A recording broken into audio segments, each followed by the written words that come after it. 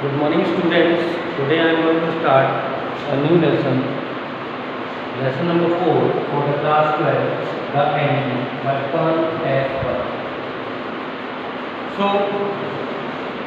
first of all I want to introduce about the name of the lesson and give you the introduction of the lesson.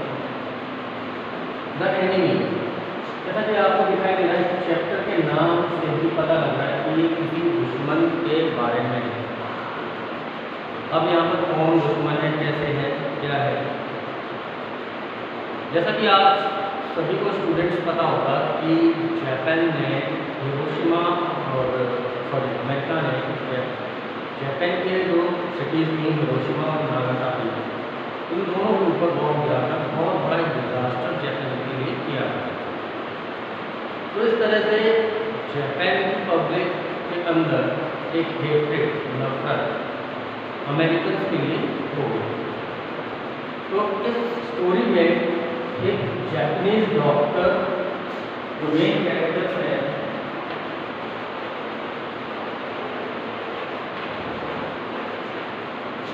Doctor Sadao, जो कि Japanese doctor है,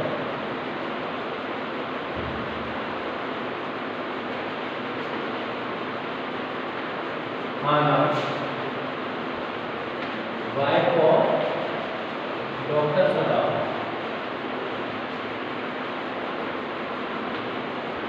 तो American soldier और prisoner.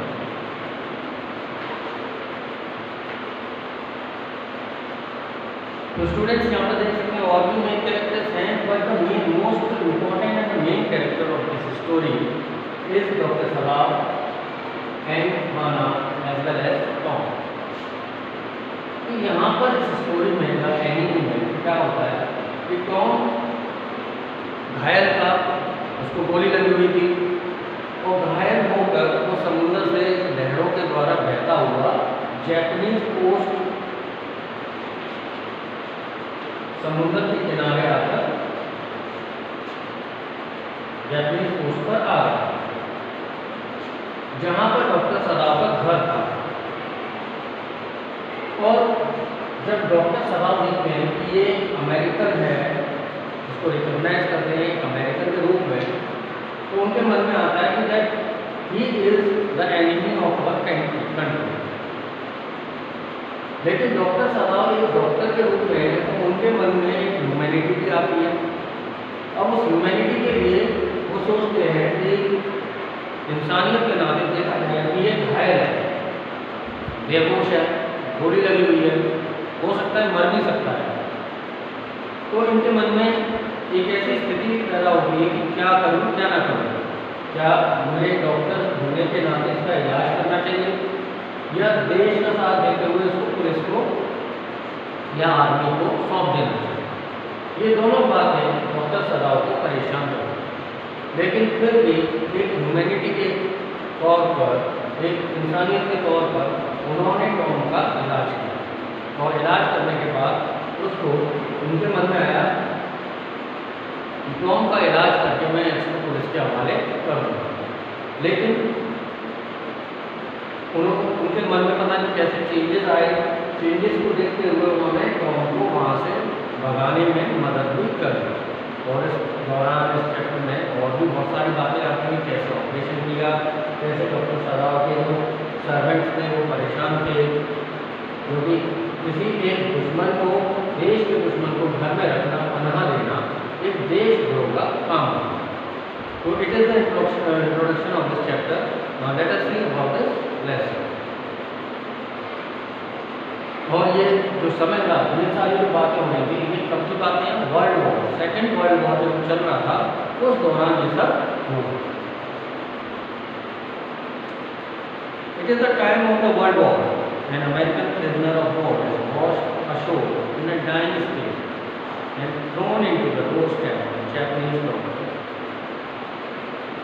Should he save him as a doctor or hand him over to the army as a factory? वही बात जो अभी मैंने बताई कि वर्ल्ड वॉर का टाइम था। अमेरिकन प्रिजनर जो कि बहता हुआ मरने की स्थिति में, मरणासन स्थिति में समुद्र के किनारे आकर बहता हुआ आ गया, जहाँ पर डॉक्टर सदाव का घर था। अब उनके मन में यही ख्याल था कि क्या मैं इसको ट्रीट करूँ, इसका इलाज करूँ, या फिर इसको आर्मी के हाथ में सौंप दूँ एक देशभक्त के नाम। Dr. Sadao Hawkins' house was built on a spot of the Japanese coast where, as a little boy, he had often played. Dr. Sadao Hawkins. The full name of Dr. Sadao is Dr. Sadao Hawkins. Dr. Sadao Hawkins का घर Japanese coast पर बना हुआ था, जहाँ पर वो बचपन में एक बच्चे के रूप में खेला था। The low square stone house was set upon rocks well above a narrow beach that was outlined with bent pines. Pine के ट्रीज आपने देखे होंगे, तो उस किनारे पर, समुद्र के किनारे पाइन के ट्रीज लगे हुए थे, और उसका जो घर था स्क्वायर स्टोन हाउस, जो कि रॉक्स के ऊपर बना हुआ था। As a boy, Sadao had climbed the pine, supporting himself on his bare feet, as he had seen men do in the South Sea when they climbed a coconut. तो यहाँ पर बताया जा रहा है कि जब जैसे कि डॉक्टर सदाव एक छोटे बच्चे के रूप में थे, तो पाइन के ट्री पर क्लाइंब किया करते थे। जैसे कि पाइन के ट्री झुके हुए होते हैं, तो आपने देखा होगा एक झूले के रूप में बच्चे लड़के आते हैं और उस पर झूला झूलने की कोशिश करते हैं, और अपने बिना कुछ पहने हुए, चप्पल या शूज कुछ भी ना पहने हुए, पैरों को जमीन से टच करने की कोशिश करते हैं। और ऐसा कहीं और भी देखने को मिलता है, जब जो समुद्र के किनारे जो कोकोनट ट्रीज लगे होते हैं, तो लोग कोकोनट तोड़ने के लिए इसी तरीके से लटकते हैं और कोकोनट को तोड़ते हैं। His father had taken him often to the island of those seas, और उन समुद्रों पे जहाँ पर नारियल तोड़े जाते थे, वहाँ पर उसके फादर उसको ले जाया करते थे। He never had been afraid to say to the little brave boy at his side, और कभी भी इस बात को वो नहीं, हमेशा उसको एक बात बताते थे डॉक्टर सदाव को कि those islands younger means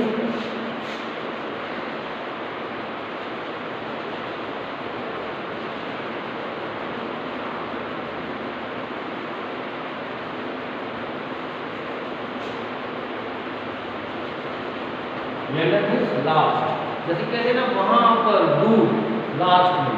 इस तरह से वो उसके फादर उसको बताया करते थे कि डॉक्टर सदाव ब्रेव थे, काफ़ी अपने आप में अच्छा ब्रेवनेस भी उनके अंदर। तो वो बताया करते थे उनके फादर कि दोज आइलैंड्स यंगर, वो जो आइलैंड्स हैं, वो दूर जो आइलैंड्स आपको दिखाई दे रहे हैं, they are stepping stones to the future of Japan. वही तुम्हारे स्टेपिंग स्टोन्स हैं, वहीं से सीढ़ियाँ तुम्हारे जापान के भविष्य को बनाने की सीढ़ियाँ हैं। कहने का मतलब है विकास करने की सीढ़ियाँ वहाँ से शुरू होती हैं, दूर से स्टार्ट होती हैं। कहने का मतलब वहाँ से तुम अपना भविष्य बनाकर यहाँ पर देश का विकास कर सकते हैं। West and step from them, Sadao है सीरियसली, और सदाव ने सीरियसली उससे पूछा कि वो सीढ़ियाँ कहाँ तक जाती हैं और हमें कहाँ ले जाएंगे। Who knows? His father had answered. उसके पिताजी बताते हैं कि इसके बारे में कौन कह सकता है, कौन बता सकता है। Who can limit our future? कोई हमारे भविष्य को रोक नहीं सकता, बांध नहीं सकता, अगर हम अपने आप में एक एम बनाकर चलें। It depends on what we make it. ये तो हमारे ऊपर डिपेंड करता है कि हम अपने फ्यूचर को कैसा बनाना चाहते हैं और कैसा बना रहे हैं। That depends on us. Sadao had taken this into his mind, as he did everything his father said. His father, who never joked, played with him, but who spent infinite pains upon him, who was only son. और सदाव ने ये अपने मन में भी बात रख ली, और जो भी उसको पिताजी ने कहा वैसा ही सब कुछ किया। क्या मन में बात रख ली? His father who had never joked, कि जो उन्होंने बताया था कि मुझे तो स्टेपिंग स्टोन से चढ़कर मुझे अपना एक फ्यूचर बनाना है, और उसके पिताजी इस नेचर के लिए, ऐसे नेचर के लिए कभी भी जोक नहीं करते थे, बिल्कुल भी हंसी मजाक नहीं करते थे। He was serious, always he was serious, और नेवर प्लेड विद हिम, यहाँ तक कि वो बच्चों के साथ खेले भी नहीं। But who spend finite pains upon him, who was only his son, who was his only son, और काफ़ी दर्द उन्होंने अपने बच्चे के लिए सहन किए, क्योंकि उनका मात्र एक इकलौता बेटा था। For this reason he had, Sadao knew that his education was his father's chief concern. Doctor सदाव को ये पता था कि मेरे पिताजी की जो मेन प्रॉब्लम है that is about the education. वो बहुत टेंशन एंड वरीड, चिंतित रहते थे कि डॉक्टर सदाव की एजुकेशन अच्छे से कंप्लीट हो जाए।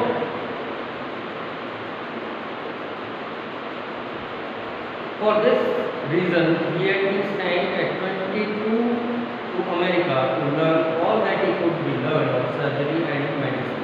और इस काम के लिए, उनका डॉक्टर सदाव का भविष्य बनाने के लिए 22 ईयर्स की एज पर, 22 वर्ष की एज पर उन्होंने डॉक्टर सदाव को अमेरिका भेजा।